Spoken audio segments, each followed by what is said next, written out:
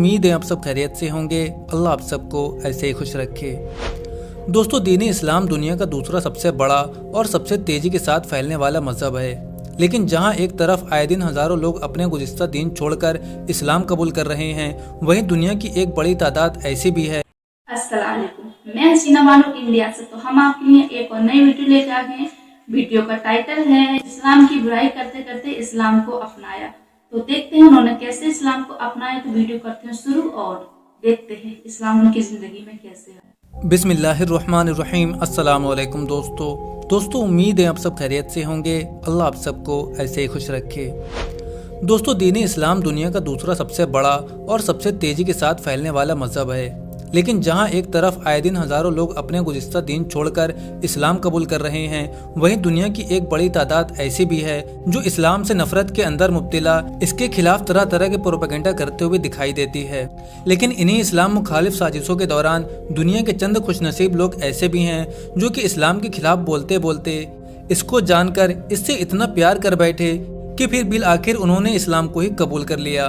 आज की इस वीडियो में हम चंद ऐसे ही लोगों का जिक्र करेंगे जो कि दीन इस्लाम से मुतासिर हुए और फिर मुसलमान हो गए। लेकिन दोस्तों, आगे बढ़ने से पहले आपसे गुजारिश है कि अगर आपने अभी तक हमारा चैनल राह जन्नत ऑफिशियल को सब्सक्राइब नहीं किया है तो सब्सक्राइब कर दें और बेल आइकन को भी दबा दें। नंबर 1, स्नीको एक अमेरिकन यूट्यूबर हैं जिनका असली नाम कीनो जीन है।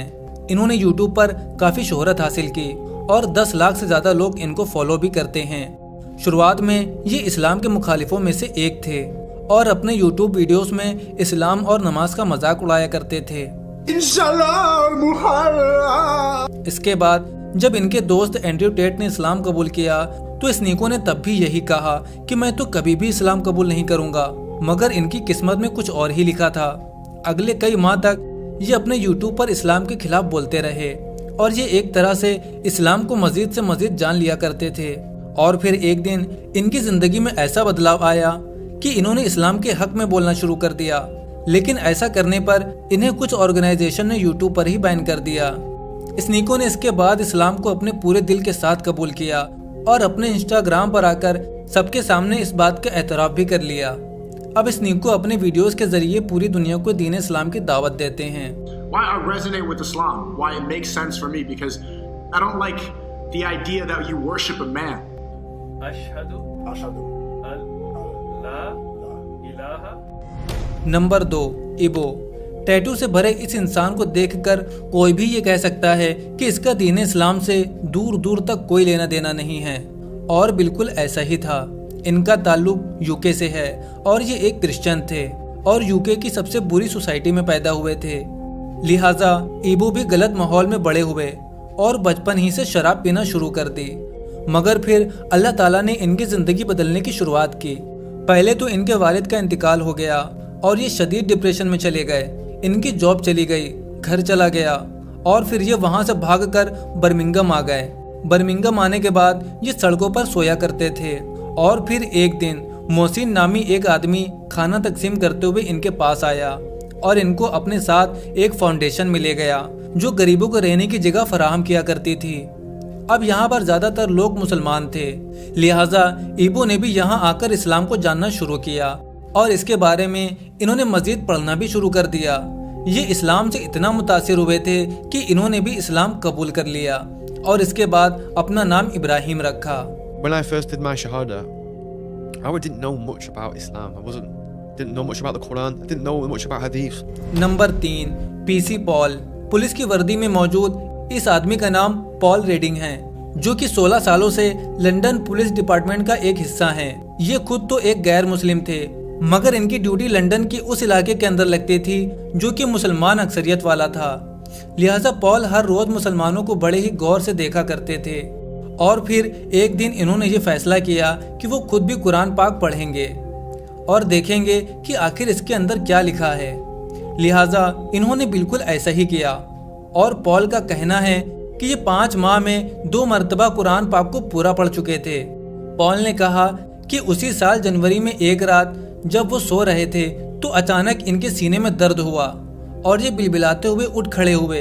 इनको सांस लेने में दुश्वारी हो रही थी, मगर फिर उसी हालत में इनके दिमाग में ये ख्याल आया पुट दी कुरान ऑन और फिर इन्होंने फौरन अपने मोबाइल में कुरान मजीद को प्ले किया और फिर जैसे ही इनके कानों ने बिस्मिल्लाहिर्रहमानिर्रहीम सुना तो इनकी सांसें बिल्कुल नॉर्मल हो गईं।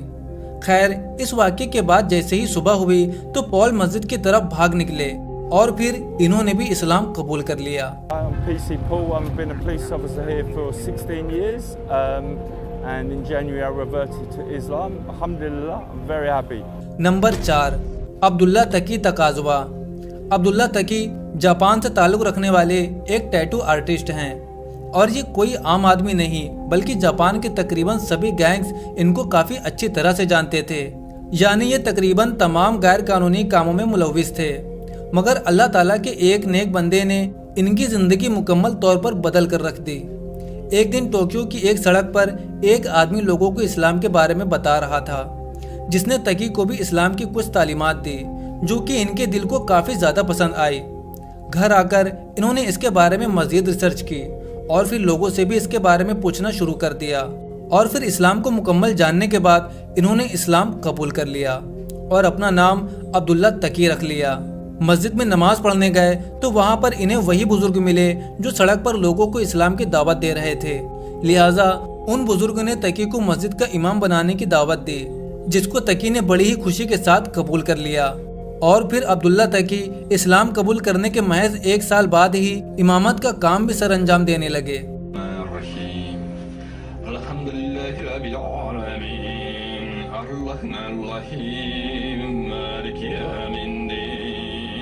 नंबर 5, जिला फातू। जिला फातू दुनिया के मकबूल तरीन WWE रेसलर ओमागा के बेटे हैं, जिनकी मौत साल 2009 में ही हो गई थी। अपने वालिद की मौत के वक्त जिला की उम्र सिर्फ 15 साल थी, लिहाजा ये जराइम के रास्ते पर चल निकले। एक बार जब ये चोरी कर रहे थे तो पुलिस ने इनको पकड़ लिया और फिर जज ने इनको 6 साल कैद की सजा सुना दी।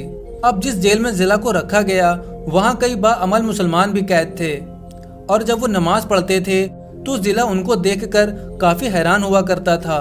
यूं ही आहिस्ता आहिस्ता जिला की दिलचस्पी बढ़ने लगी और फिर इन्होंने मुसलमानों से इस्लाम के बारे में सवालात करना शुरू कर दिए और जब इनको इस्लाम के बारे में मज़ीद जानने को मिला तो अप्रैल 2022 में इन्होंने जेल के अंदर ही इस्लाम को कबूल कर लिया।